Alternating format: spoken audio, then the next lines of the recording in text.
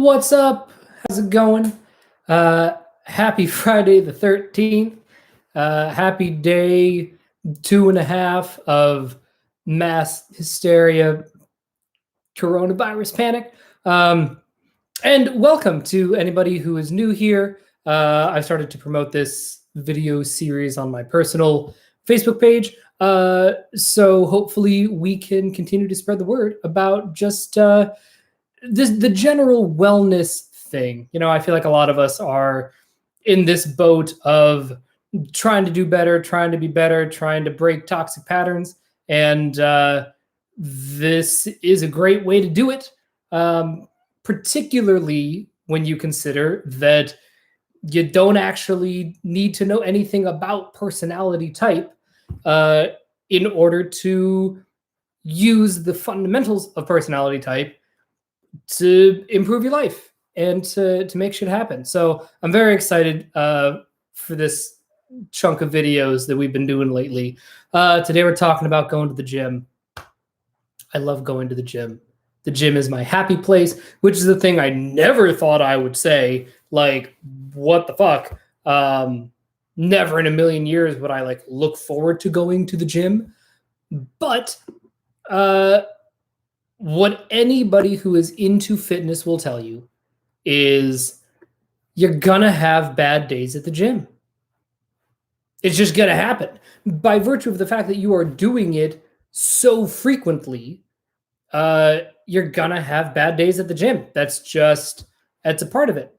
And I do feel like the wellness community in general, the fitness community, they talk about the concept of having a bad day at the gym. Right. And a lot of times they'll sort of gloss over it. They'll be like, you know what? You're going to have bad days, man. You just got to do what you can and let it roll off your back and try again tomorrow, which is not untrue. All of that is very, very good advice because you do need to learn how to let it sort of roll off your back and, not beat yourself up about having a bad day at the gym. But I think that there is another level to it.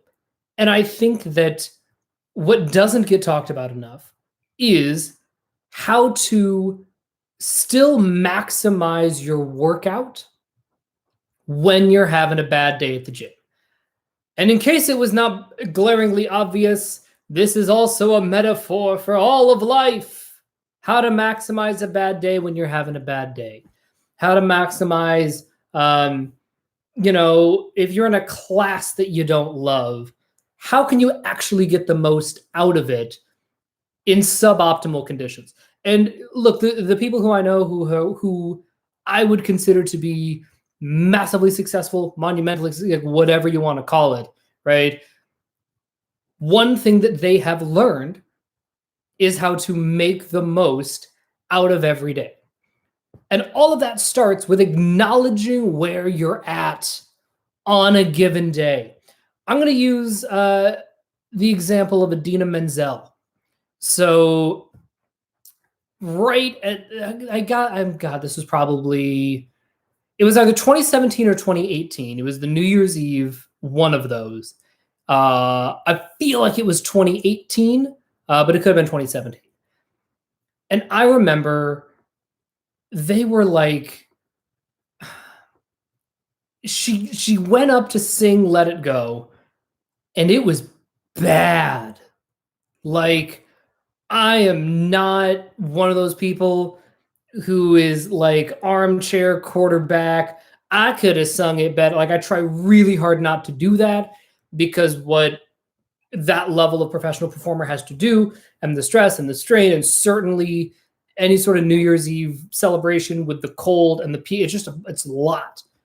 So I try really, really, really hard to not be overly critical in circumstances like that when somebody doesn't have a great day. But it was not good. It was just not a good performance. And I think it's even been scrubbed from the internet. She went to go hit the last note and it was just not happening. And I think that a part of that, and I remember talking about it at the time, was the only teachable moment here is to sing the song in the right key for you today, right? Now, obviously, if you're doing an actual Broadway show, you can't change the key because the show is set. Okay, fine, whatever. But like, this is the kind of instance where if you're Idina Menzel in this position, changing the key is just a thing you can make happen. It just is.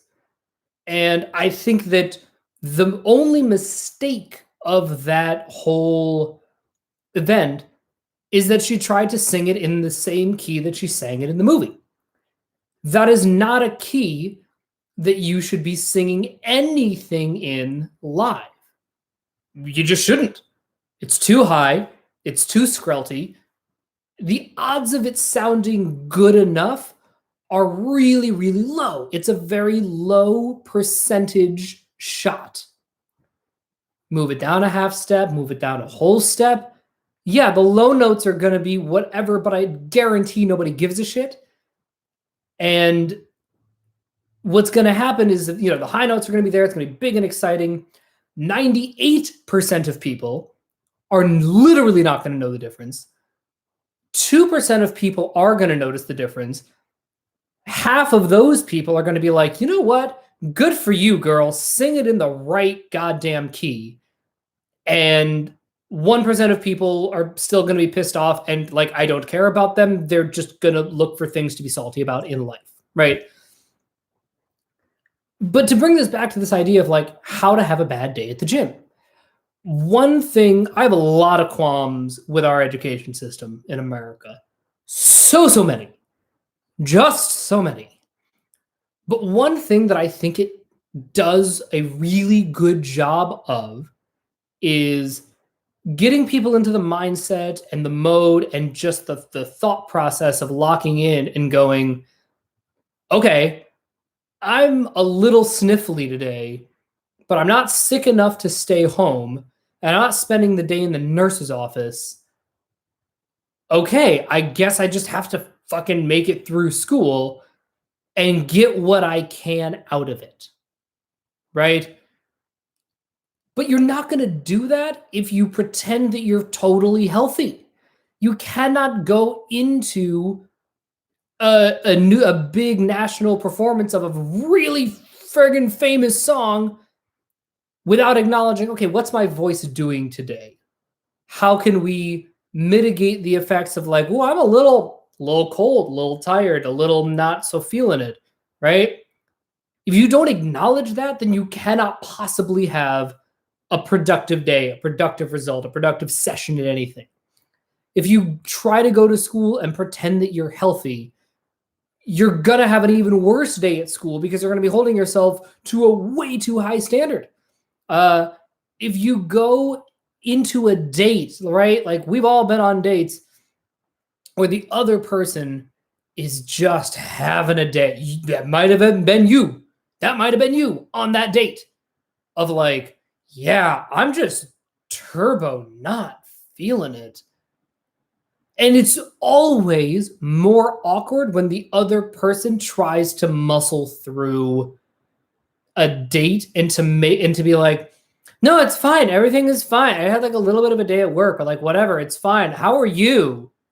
And you're like, I mean, I'm happy to tell you, but I know you don't care. And the energy in the room is like, we just need to talk about your bad day. Like, I know it's a first date, but like, that's what the situation is calling for energetically. So like, we're just going to talk about your bad day. Right. And, I remember very distinctly a date like this. Wonderful woman, super duper pretty, smart, interesting, like all the things, just having a bad day. Just having a bad day. And I would consider the date a success. We did not see each other after that night. We split the check. It was not like we're gonna, go and do turn into a relationship, but it was still a successful date. It was a lovely evening in a lot of ways because we were both just present with each other. And we both acknowledge, like, look, these are not ideal emotional circumstances for trying to cultivate a relationship, but like, let's just honor these feelings in the moment, and let's just talk about what's on our mind in the here and now. And I think that that attitude and that mindset is a really important one to bring into the whatever we are trying to do, which brings it back to how to have a bad day at the gym. So today is Friday 13th. Yesterday, I just had a bad day at the gym. It was not good. Usually I do 2 days on, 1 day off, or I'll do 3 days on, 1 day off. As it happened this week, I was off on Sunday. No, so Sunday was like a light-ish day. I just like walked around a little bit, but I like went hard on Monday, hard on Tuesday, harder on Wednesday than I expected to, and now I'm on Thursday without like a lot of rest. And as everybody remembers, Wednesday night, March 11th, the whole world fucking went insane. And there was just so much emotional energy in the air. And I didn't get a great night's sleep because I was like half overly zen and half agitated and half worked up and half calm. And it was a weird night for everybody. I got to sleep 2 hours later than I usually do. I had to wake up at the same time for the gym because I had other stuff to do that day, so I couldn't like push it off. And I remember showing up and being like, you know what? It's just not going to be a great day at the gym today. It just isn't. So what did I do? Well, step one, aim for be happy with a C minus, which brings to my second point. And this might just be my own little bubble of like flagrant overachiever people, whatever. But like, I have always in my life aimed for an A minus. That's all I've ever cared about getting. I don't need to get a 97 on everything. I don't need a perfect score. I don't have the mental or emotional energy to be so fastidious that I make 0 errors and study perfectly for it. It's just not going to happen. That's not how it's not how my life works, not how my brain works. I don't give a shit, right? But I always aim for an A minus. If I'm not getting, if I'm below an 88, I'm not happy, right? 88, 89 is like, you whiffed, like, margin of error. But like, I'm really gunning for that 93. That's always like, if I'm at like a 92 or a 93, I feel very, very good about myself. I always have and probably always will, right? And then taking harder classes and putting myself in more stressful situations so that I'm not, because if I'm getting 100, then like I don't give a shit. But I really want that 93, right? And I want to be challenged. I want to see room for growth and improvement. And that's just a very good spot for me, right? If you wake up and you're like, okay, I'm not feeling it, and assuming you're not like dying in bed and like if it's just like, if you have a case of the I don't wannas, that's really what we're talking about here, right? Like, take care of yourself. Don't overexert your central nervous system if it's gonna like kill you down the line, right? Like, be responsible. But we've all had those days where it's like, I'm on the fence. I know I can do something today, but it's not going to be my best work. Cool. Step one, acknowledge it. Step two, get comfy with a C minus, right? And the reason I say you want to get comfy with a C minus and aim for a C minus is that showing up, you've already gotten the 50% you need to get an F, right? Like, you have shown up. As long as you like try and make some amount of effort, you have already like, a 50 is better than 0, right? As any teacher will tell you. Let's say you have 5 tests in a semester and you get a 90 on 4 of them. or a paper or whatever. And, you know, if you have 490s and a 0, that is way different than 490s and a 50. It's not even close. I don't have my phone with me to actually do the math, but you know what? Oh, we have a web browser, so we can. I do just want to find the math because so now we have 360 divided by 5 is a 72 average, right? If you don't 90 90 90 0 is an average of a 72. 410, right? Now we have an average of an 82. That is a 10-point jump in an average just by trying, by getting the 50 on that paper instead of a 0. You're at an 82 instead of a 72. That's a big difference, man. That's a big difference. So, and look, if you put in, rather than a 50, you get a 70, right? So now we're talking about 430 over 5. Now it's an 86 average, like 90, 90, 90, 70. You're fine. You're fine. You still have an 86. Calm down, right?